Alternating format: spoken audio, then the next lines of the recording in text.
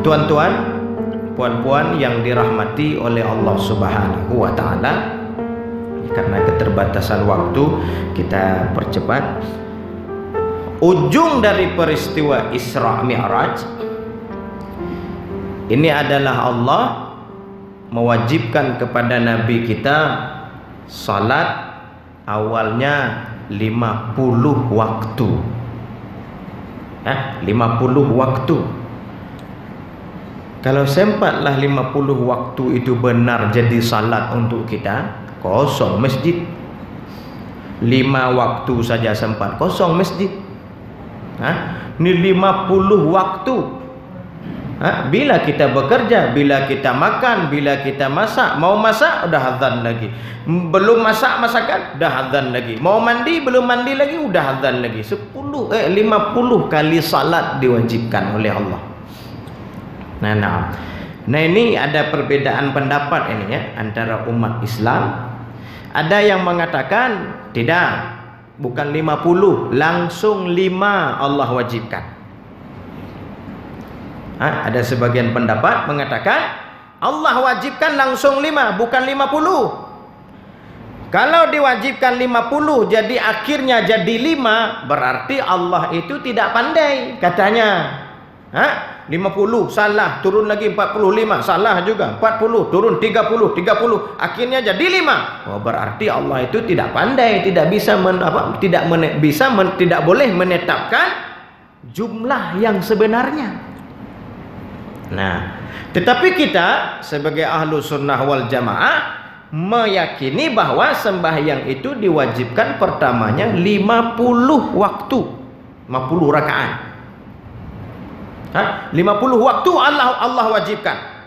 Nah, timbul pertanyaan, kalau memang 50, apa tujuannya Allah buat 50 jadi akhirnya jadi 5? Kenapa enggak langsung 5 saja? Jadi kalau 50 akhirnya jadi 5. Ini ada pendapat mengatakan berarti jahil. Allah itu jahil, tidak tahu mana yang semestinya.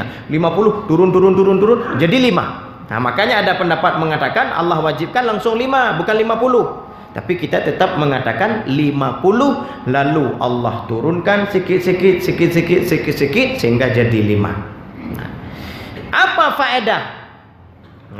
Apa tujuan Allah buat 50 lalu turun jadi 5? Apa tujuannya? Allah itu maha tahu ya. Allah Subhanahu wa ta'ala itu maha mengetahui, maha tahu. Allah ta'ala ketika Allah wajibkan 50, Allah ta'ala sudah tahu bahwa salat itu 5 yang sebenarnya. Tahu Allah, di saat Allah suruh 50, Allah tahu pada saat itu bahwa maksudnya adalah 5, nanti akan jadi 5. Lalu kenapa Allah buat 50? Nah, inilah seorang kekasih kepada kekasihnya. Seorang kekasih kepada kekasihnya selalu ingin memberikan kesempatan. Bertemu kekasih, bertemu Allah Ta'ala, ini momen yang sangat ditunggu. Momen yang sangat ditunggu. Maka Allah Ta'ala memberikan kesempatan yang banyak untuk Nabi Muhammad supaya berulang kali dia bermuwajahah kepada Allah Subhanahu wa Ta'ala, maka bertambahlah makam dan martabat Rasulullah. Ini kesempatan Allah berikan kepada Nabi kita Muhammad sallallahu alaihi wasallam. Sehingga terjadilah kan turun Nabi Muhammad membawa kewajiban salat 50, sehingga bertemu dengan Nabi Musa di langit yang ke-6. Di langit ke-7 Nabi Ibrahim. Tapi Nabi Muhammad Nabi Ibrahim langsung lewat terus kepada langit ke-6, bertemu dengan Nabi Musa. Nabi Musa yang protes. Bismillah. Nabi Ibrahim enggak, diam saja. Nabi Musa yang protes. Bahasa kitanya, Muhammad, apa yang diwajibkan Allah kepadamu? Allah wajibkan Nabi Musa ketika melihat Nabi Muhammad Nah, orang yang pertama menyaksikan Nabi Muhammad setelah Nabi Muhammad bermuajahah dengan Allah adalah Nabi Musa yang langsung lama melihat. Ketika dilihat, cantik sekali Nabi Muhammad. Bertambah-tambah kecantikan jamal yang ada pada Nabi Muhammad, bertambah. Cantik sekali. Waktu naik tidak seperti itu, tapi waktu turun tambah indah Nabi Muhammad. Nah, Nabi Musa cerdik juga dia. Ini kesempatan nih. Dan ini juga sudah diatur oleh Allah, bukan di luar kendali Allah, sudah diatur oleh Allah. Kata Nabi Musa, wah ini kalau naik lagi kita mulai tambah cantik ini. Lalu buatlah, seolah-olah buat alasan lah. Begitu. Kata Nabi Musa, berapa? 50. Nggak sanggup. Umatmu tidak sanggup 50. Sebab Nabi Musa melihat kepada umatnya. Umat saya saja nggak sampai 50. Sekali saja nggak sanggup dia. Dah naik. Minta kurang kepada Allah Subhanahu wa ta'ala. Bolehlah lagi Nabi Muhammad ke tempat yang di tempat itu dia bermuajahah kepada Allah. Turun 5, jadi 45. Turun lagi kepada Nabi Musa. Dilihat oleh Nabi Musa, Nabi Muhammad tambah indah. Ambil kesempatan lagi Nabi Musa. Nabi Muhammad dapat kesempatan berulang-ulang. Nabi Musa juga cerdik dia. Ditanya lagi, berapa? Kurang 5. Jadinya 45.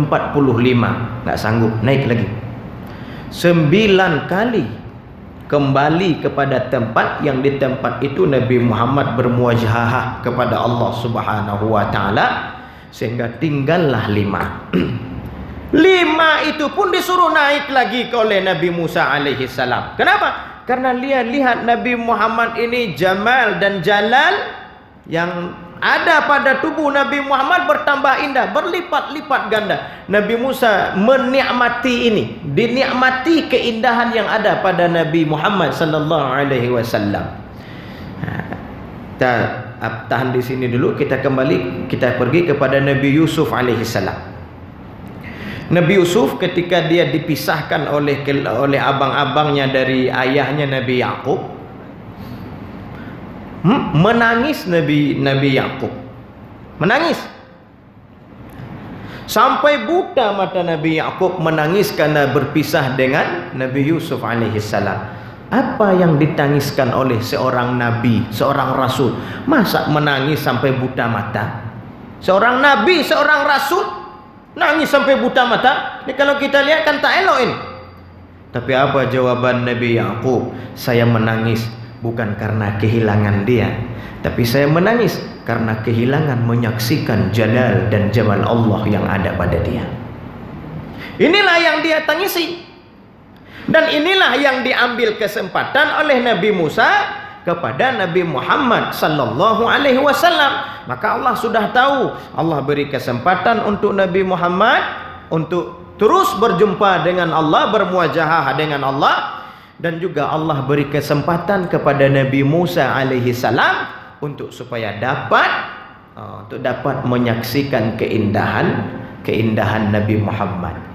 Cuma timbul pertanyaan lagi, kenapa harus Nabi Musa? Kenapa enggak Nabi Ibrahim saja? Bismillah. Nabi Ibrahim langit 7 tuh, lewat, turun ke langit yang ke-6. Kenapa enggak Nabi Ibrahim saja? Nah, rupanya Nabi Musa dulu pernah meminta kepada Allah untuk supaya Allah perlihatkan dirinya kepadanya. Nabi Musa pernah berdoa, ya Allah, perlihatkanlah zatmu kepadaku. Nabi Musa pernah minta begitu. Tapi Allah tidak berikan, sehingga terjadilah falamma tajalla rabbuhu lil jabal. Ayat itu pingsan Nabi Musa. Jadi Nabi Musa rupanya pernah meminta kepada Allah untuk melihat zat Allah Subhanahu wa ta'ala. Keganti, rupanya supaya tak sedih sangat, keganti daripada melihat Allah, maka lihatlah manusia yang baru bertemu dengan Allah Subhanahu wa ta'ala. Maka diberi kesempatan kepada Nabi Musa alaihi salam. Karena dulu dia pernah meminta untuk melihat zat Allah, jadi Allah ganti saja. Jangan lihat aku, seolah-olahnya lihatlah Muhammad yang baru saja bermuajahah denganku. Maka dipilihlah Nabi Musa alaihi salam. Ini satu. Yang kedua, rupanya dulu Nabi Musa pernah meminta untuk jadi umat Nabi Muhammad. Pernah meminta untuk jadi umat Nabi Muhammad. Sehingga tercatat di Lauhil Mahfuz di situ, nanti di akhir zaman akan lahir segolongan umat yang taubatnya adalah istighfar. Kan terkejut Nabi Musa itu. Taubatnya istighfar. Taubat kita kan istighfar. Astaghfirullahaladzim. Itu taubat kita. Umat Nabi Musa taubatnya bunuh diri. Nah, ketika dilihat oleh tahu Nabi Musa, ya Allah, tulis tuh bahwa nanti di akhir masa akan lahir segolongan umat yang taubatnya istighfar. Kata Nabi Musa, ya Allah, jadikan dia umatku. Kata Allah, enggak boleh ya Musa, engkau sudah aku takdirkan untuk menjadi rasul dan nabi. Tidak boleh. Engkau sudah mempunyai umat yang lain, itu umat Muhammad. Enggak boleh jadi umat engkau.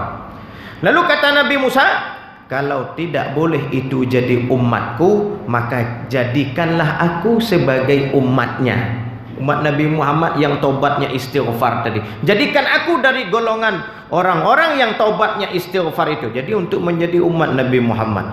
Nah, maka untuk itulah Allah muliakan Nabi Musa alaihi salam untuk bertemu dengan Nabi kita Muhammad sallallahu alaihi wasallam. Maka jadilah salat itu 5 waktu sehari semalam. Subuh, zuhur, asar, maghrib, isya. Jadi sangat rugilah orang-orang yang tidak melaksanakan salat ini. Ini langsung dijemput oleh Nabi Muhammad sallallahu alaihi wasallam. Beda dengan ibadah-ibadah yang lain. Rugi bagi mereka yang tidak melaksanakannya. Sehingga banyak ayat-ayat yang berbunyi di dalam hadis Nabi mengatakan, man taraka salata muta'ammidan fahuwa kafir. Siapa yang meninggalkan sembahyang karena sengaja ditinggalkan salat. Dia tahu azan, dia tahu waktu salat sudah masuk, dia tinggalkan salat karena sengaja. Ya, kafir kata Rasulullah. Jadi tinggal sengaja di sini tinggal karena ingkar wajib maksudnya. Dia ingkari kewajiban salat itu lalu dia tidak salat, maka orang ini termasuk orang kafir kata Rasulullah sallallahu alaihi wasallam. Jadi jangan suka-suka hati kita untuk meninggalkan salat 5 waktu. Sebab sangat hinalah bagi mereka yang tidak melakukan salat 5 waktu. Sehingga orang-orang yang tidak salat karena malas. Karena malas. Khilaf ulama. Coba kita lihat nih, hinanya orang tidak salat. Bagi orang yang tidak salat karena mengingkari kewajiban salat, ini kufur, murtad. Ya, kalau mati tak boleh salatkan, tidak boleh kafankan, tidak boleh dimandikan. Kalau dia mengingkari kewajiban salat, kenapa kamu tidak salat? Salat itu kan wajib. Untuk saya enggak ada wajib-wajib. Dia ingkari wajib salat, itu murtad itu. Sebab menganggap tidak wajib apa yang diwajibkan Al-Quran. Murtad dia. Tapi kalau dia tinggalkan salat karena malas, bagaimana? Malas karena tidurlah, apalah, letih. Nah, kalau dia tinggalkan karena malas, maka yang pertama sekali dia diistitabah. Dalam syariat Islam dia diistitabah dulu, disuruh taubat. Disuruh taubat. Menurut pendapat Imam Abu Hanifah, orang yang malas salat ditangkap. Ditangkap lalu dikurung ke dalam penjara. Lalu ditakzir. Ditakzir ini bisa jadi dicambuk. Sampai dia mau salat. Kalau tidak mau juga tetap berada di dalam penjara. Ini bagi yang malas salat. Ditangkap dia, dicambuk. Nah, tapi jangan tangkap kita pula. Nah, kita lihat istri tak salat, kita tangkap dia, kita cambuk pula. Nah, ini hakim ya. Misalnya kita ada syariat Islam seperti di Aceh sekarang, sedang melakukan hukuman hudud. Nah, yang mencambuk nanti hakim, yang menangkap nanti wilayatul hisbah. Wilayatul hisbah nanti polisi syariat. Tuan-tuan kalau mau lihat polisi syariat mencambuk di Aceh, ziarah ke Aceh itu setiap Jumat. Setelah salat Jumat dicambuk di depan masjid, ditonton orang ramai. Apa tujuan? Untuk memberi efek jera supaya dia malu, supaya dia berubah. Jadi menurut pendapat Imam Abu Hanifah, ditahan dia, ditakzir, dipukul. Nah, menurut imam yang tiga, Imam Syafi'i, Maliki, Hambali, orang yang malas salat, yustata, disuruh taubat dulu, panggil dulu dia. Sini kamu, taubat, salatlah. Dengan bukti-bukti yang jelas, karena kamu sudah banyak sampai bukti laporan tidak salat, salat Jumat tidak, salat subuh tidak, semua salat kamu tidak salat, diistitabah dulu, disuruh taubat dulu.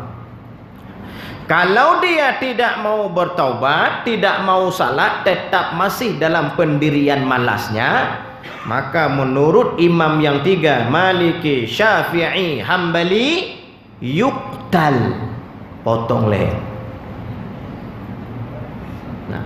Tapi hakim jangan pula sendiri-sendiri, anak tidak salat sembelih pula. Bukan begitu, tapi pakai hakim. Ada syariat Islamnya. Itu di dalam kitab disebut kalau dia tidak taubat, kutilah, dipotong, dibunuh dia. Bagaimana membunuh? Dengan pedang potong leher. Nah, sebab kalau dalam kisah pembunuhan seperti itu harus dengan pedang dan di leher. Nah, jangan di tempat lain karena nanti sangat sakit, menderita dia. Nah, jadi yang perlu kita lihat adalah orang yang tidak salat sehingga dibunuh. Betapalah hinanya orang yang tidak salat sehingga boleh dibunuh. Bunuh dengan secara syariat, dipotong leher dia karena tidak salat. Dihalalkan oleh syariat darah dia itu. Jadi betapa hinanya kita, sudah seperti binatang. Sekalipun orang tidak salat itu dia gagah, keretanya hebat, uangnya banyak, tapi di pandangan Allah Subhanahu wa taala lebih mulia ayam-ayam yang sedang berjalan di belakang rumah itu daripada kita. Itulah kata Allah dalam Al-Quran, ulaika kal an'am bal hum adall. Manusia ini sama seperti binatang. Bal hum adall, bahkan manusia ini lebih sesat dari binatang. Lebih sesat dari binatang. Kenapa? Karena kita punya akal, ya, punya nafsu. Tapi nafsu yang dikedepankan, akal ke belakang. Kalau binatang punya nafsu, tak punya akal, wajarlah. Istri orang, istri dia. Harta orang, harta dia. Rumah orang, rumah dia. Ya, semuanya milik orang, milik. Wajarlah, nafsu di depan, dia enggak punya akal. Wajar. Tapi kita manusia ada akal, ada nafsu. Tapi nafsu yang ke depan, akal hilang di belakang. Kal an'am, kata Allah. Mereka ini seperti binatang. Malah ditekan lagi oleh Allah, balhum adall. Manusia yang seperti ini lebih biadab dari binatang. Kenapa? Binatang wajarlah enggak punya akal. Manusia punya akal. Nah, disinilah salahnya kita, adalnya kita, sesat kita, lebih bodoh kita dari binatang karena kita punya akal ini, lalu kita tutup dengan nafsu kita. Nah, tuan-tuan yang dirahmati Allah Subhanahu wa taala, nah jadi lihatlah orang yang tidak salat tadi, nah sehingga disuruh tobat tidak tobat. Yang kedua, kalau tidak tobat potong leher. Yang perlu kita pahami dari sini adalah betapa hinanya dia sehingga boleh dipotong leher. Hina sekali. Nah, pendapat yang tiga buah mazhab ini sama. Nah, kalau orang malas salat lalu dibunuh, dipotong leher, mati dia. Itu mati apa itu? Mati Islam atau mati kafir? Pendapat Imam Syafi'i dengan pendapat Imam Maliki Muslim. Sebab dia dihukum had, dibunuh karena haddan, karena denda. Dia tetap Muslim. Dimandikan kalau mati, dikafankan, disembahyangkan. Tapi menurut Imam Ahmad bin Hanbal, itu matinya kufran. Matinya mati kufur. Jadi kalau begitu orang yang malas salat, dipotong lehernya, matinya khilaf ulama, Islam atau kafir, khilaf ulama. Kan hina kita itu. Keislaman kita diperdebatkan oleh manusia. Kata ini muslim, kata ini kafir. Bimbang. Jadi yang perlu sekarang, yang perlu kita perhatikan adalah betapa hinanya orang-orang yang tidak mau melakukan salat. Yalah, hina sekali. Sebab kenapa? Banyak sekali nikmat yang Allah berikan di dalam kehidupan kita ini. Banyak sekali. Nikmat yang Allah berikan. Mata sehat. Mau tahu mahalnya mata, tanyalah kepada orang-orang yang sakit mata. Telinga sehat. Mau tahu sehatnya, nikmatnya sehat telinga, tanyalah kepada orang-orang yang telinganya sakit. Jadi nikmat sekali. Banyak yang Allah berikan. Cuma salat 5 waktu tidak sekaligus pun. Pagi 2 rakaat.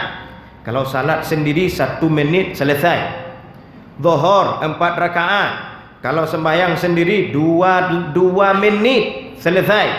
Enggak ada Allahumma antas salam kalau sembahyang sendiri. Kalau sembahyang jamaah ada Allahumma antas salam. Kalau sembahyang sendiri Allahumma lantas jalan. 2 menit selesai. Salat asar 2 menit selesai. Jadi kalau dikumpul-kumpulkan, okeylah kita katakan 5 menit. Subuh 5 menit, 5 menit, 5 kali salat, 5 kali 5, 25 menit. 24 jam yang Allah berikan, 25 menit Allah minta. Sebenarnya kalau dibalikkan juga wajar. Yang lebih itu untuk salat, 25 menit untuk berkegiatan. Boleh. Tapi Allah tidak. Dia tahu kita banyak butuh. Dia tahu, Allah tahu bahwa kita punya istri, punya anak, perlu bekerja, perlu beraktivitas. Maka Allah suruh saja 5 menit. Subuh 5 menit. Antara subuh ke zuhur berapa jam tu? Asar nanti 5 menit. Maghrib 25 menit. Tidak sekaligus Allah minta. Bayangkan nikmat yang Allah sudah berikan kepada kita. Bandingkan dengan itu. Makanya marah sekali Allah kepada orang-orang yang meninggalkan salat. Sebab banyak nikmat yang sudah Allah berikan. Tuan-tuan yang dirahmati oleh Allah Subhanahu wa taala, sebenarnya ibadah kita ini pun, kita akan ibadah subuh. Tu salat kita pun salat tak jelas tu. Tahiyat salat atau tidak? Dia angkat Allahu Akbar ke subuh sambil ngantuk. Ada yang tertidur dalam salat. Dia salat tapi tidur. Bagaimanalah nilai salat kita itu? Kualitas. Dia banyak salat, kuantitas banyak salat dia banyak, tapi kualitasnya nol. Dia salat ingat pekerjaan. Hari ini dapat 1000 nih, bulan depan bagaimana caranya dapat 5000. Dalam salat dia selesaikan. Dia selesaikan semuanya dalam salat. Jadi kualitas salat kita menghadap kepada Allah dengan bacaan-bacaan menyebut Allah, tapi dalam hati kita kosong dari Allah. Marah betul Allah ini. Kenapa? Karena yang kita bohongi Allah. Allah kita bohongi. Allahu Akbar, Allah Maha Besar. Dalam hati kita bukan Allah, Allahu Akbar itu yang ada. Tinggi Maha Besar. Itu yang dalam hati kita. Bisnis Maha Besar. Di mulut kita Allahu Akbar. Dalam hati kita bisnis Maha Besar. Kenapa bisnis Maha Besar? Salat kita kepada Allah yang Maha Besar boleh diganggu oleh bisnis kita yang kecil. Jadi pada saat itu yang Maha Besar untuknya bisnisnya. Jadi nilai salat kita pun tidak bertentu. Berdoa pula kita, ya Allah masukkanlah aku ke dalam surga. Diminta bukan dia sendiri pula. Siap salat tu, isteri saya, anak saya, kakek-kakek, datuk saya, masukkan semuanya ya Allah ke dalam surga dengan ibadah-ibadah, dengan berkat ibadah yang sudah saya lakukan. Nah, nilai ibadahnya tidak laku di hadapan Allah, tapi dia jual itu untuk cari surga. Tuan-tuan, puan-puan yang dirahmati oleh Allah Subhanahu wa taala. Ada seorang Bani Israel. Bismillah. Dia tinggal di satu pulau kecil. Ya, di satu pulau kecil dia tinggal di situ. Dia beribadah selama kalau tidak salah 500 tahun situ dia beribadah dalam pulau itu. Siang malam beribadah. Lalu makanannya apa? Allah tumbuhkan di situ satu batang satu batang kayu yang ada buah delima. Ajaib buah delima itu. Waktu makan langsung keluar buah, enggak tunggu berbunga. Di waktu makan berbuah lagi, makan berbuah lagi. Itu karomah dia, keramat dia. Air Allah keluarkan air dari salah satu batu yang ada di pulau itu. Itulah yang dia minum. Dia beribadah ratusan tahun di situ. Apa doanya? Dia mau masuk surga dengan amalan-amalannya itu. Ini udah keramat dia, keramat dia. Dia minta masuk surga dengan amalan-amalannya itu yang 500 tahun itu. Siang malam ibadah. Dari pagi sampai petang, dari petang sampai pagi ibadah terus. Kita kan tidak, dari pagi ibadah, tengah-tengah kosong, zuhur ibadah lagi. Ini tidak, penuh dengan puasa-puasanya sekali. Dia minta kepada Allah, ya Allah masukkan aku ke dalam surga dengan ibadah ini. Nah, diceritakan oleh Rasulullah sallallahu alaihi wasallam cerita ini. Lalu apa yang terjadi di akhirat nanti? Ini laki-laki ketika mau masuk ke dalam surga, dia minta kepada malaikat untuk masuk surga dengan ibadah-ibadah yang sudah beratus tahun yang dia lakukan. Lalu kata Allah Ta'ala, tidak bisa. Tidak boleh kalau kamu mau masuk ke dalam surga dengan ibadahmu yang sudah 500 tahun kamu lakukan, maka surga bukan milikmu. Enggak boleh masuk surga dengan ibadah 500 tahun. Apalagi kita 50 tahun umur kita. Kalau dia hitung-hitung enggak ada 1 tahun pun untuk ibadah. Semuanya untuk yang lain. Ini 500 tahun, total 500 tahun dia ibadah. Dia minta masuk surga dengan ibadahnya itu, dengan pahala ibadahnya itu. Kata Allah Ta'ala, kalau itu permintaanmu, kamu tidak boleh masuk surga. Kenapa? Dia mau melihat, kenapa tidak boleh masuk surga dengan ibadah itu. Allah suruh malaikat, ambil matanya sebelah. Suruh ambil mata sebelah. Dibuat timbangan, diambil mata sebelah, diletakkan di situ. Nah, di sebelahnya lagi diletakkan pahala 500 tahun ibadah. 500 tahun ibadah ditimbang, letakkan di sebelah sini satu bola mata kita itu. Termasuk bola mata kita ini. Ketika ditimbang, mana berat? Berat satu mata atau berat pahala 500 tahun ibadah? Ketika ditimbang, maka 500 tahun ibadah ini naik ke atas. Mata satu mata berat tak tertandingi, langsung begini, seolah-olah pahala 500 tahun ini tidak ada. Maka kata Allah, lihat itu, kalau kamu mau masuk surga dengan ibadah 500 tahun, mata sebelah saja belum lunas harganya dengan 500 tahun ibadah. Satu bola mata, kita ada dua. Dan bukan cuma punya mata, ada telinga lagi. Bukan cuma telinga, ada tangan lagi. Jadi harus apa yang kita lakukan kepada Allah Subhanahu wa Ta'ala. Nah, sehingga laki-laki ini, baru di situ dia tahu berarti pahala ibadah yang dia lakukan selama ini belum lunas kalau dia bayar satu butir bola matanya. Nah, begitu mahal nikmat yang Allah berikan kepada kita ini. Tuan-tuan yang dirahmati oleh Allah Subhanahu wa taala, bayangkan pula ibadah kita.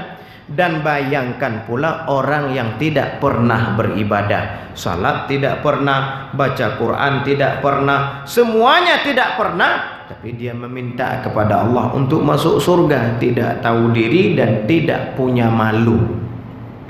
Tuan-tuan yang dirahmati oleh Allah Subhanahu wa taala, jadi ujung dari perjalanan ataupun ujung daripada peristiwa Isra dan Mi'raj ini adalah Allah mewajibkan salat kepada kita 5 waktu sehari semalam. Maka laksanakanlah ini, sebab ini disebut, orang Indonesia sebut oleh-oleh atau buah tangan Rasulullah pergi Isra Mi'raj, dan ini yang dibawa kepada kita semua. Maka laksanakanlah, ajarkanlah ini kepada anak-anak kita, sehingga karena perlunya salat ini Rasulullah bersabda, muru sibyanakum, perintahkanlah anak-anak kalian bisalati, dengan salat. Itu disuruh dari kecil anak kita. Kita diperintahkan Rasulullah untuk menyuruh anak kita salat apabila anak kita sudah berumur 7 tahun. Dari umur 7 tahun Allah sudah perintahkan orang tua untuk suruh anak melakukan salat. Nak, salat. Nak, salat. Suruh salat. Kalau orang tua, anak sudah umur 7 tahun, tapi orang tua tidak pernah menyuruh anak salat. Salat subuh dia tidak perintahkan, salat zuhur juga begitu. Jadi salat subuh wajib kita suruh kepada anak kita yang sudah salat, yang sudah umur 7 tahun. Nak, salat. Zuhur nanti suruh lagi, nak, salat. Nanti asar suruh lagi, nak, salat. Itu wajib hukumnya kepada orang tua. Sekalipun anak kita tidak wajib salat, tapi untuk orang tua wajib disuruh. Itu perlunya salat, sehingga Rasulullah suruh ajarkan anak kita dari kecil salat. Apabila sudah berumur 7 tahun. Kalau sudah berumur 10 tahun lengkap, 10 tahun masuk 11, maka kata Rasulullah, fadribu 'alaiha, pukul dia kalau tidak salat. Sampai Rasulullah suruh pukul kalau tidak salat. Betapa perlunya salat itu untuk anak keluarga kita, sehingga Rasulullah suruh pukul kalau tidak salat. Kalau tidak kita pukul, dosalah orang tua. Sebab ini kewajiban yang diwajibkan oleh Rasulullah kepada orang tua untuk memerintahkan anak. Apa tujuannya? Tujuannya adalah untuk tamrin, untuk mendidik anak ini supaya dia terbiasa untuk melakukan salat sampai besar nanti. Nah, kenapa hari ini ada anak tidak mau salat?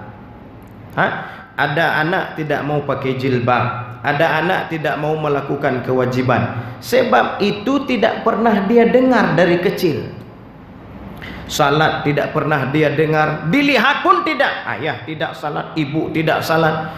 Jilbab itu tidak pernah dia dengar.